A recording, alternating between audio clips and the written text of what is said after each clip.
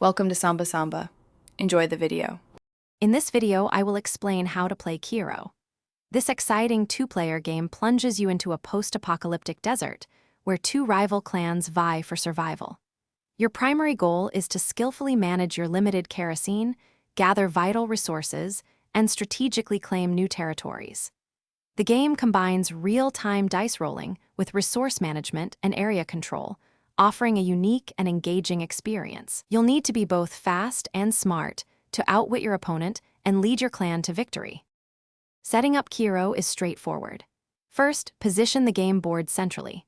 Next, organize the 3-card decks, the 12 start cards, the 3 claim cards, and the 24 main cards, shuffling them into a single draw pile.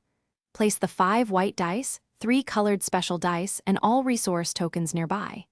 Each player then selects a clan, takes their unique tanker truck, 2 Tuerk tiles, and 2 Jerrican tokens to begin their journey.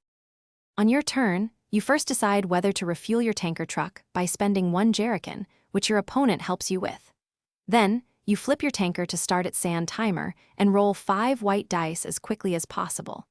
You can re-roll any dice not showing a flame symbol. Once satisfied, you stop your timer and use the collected resources to buy powerful cards, gain permanent abilities, or deploy explorers onto new territories.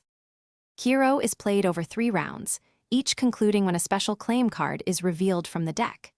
At the end of each round, players score points for controlling the majority of explorers in the 4 available new territories.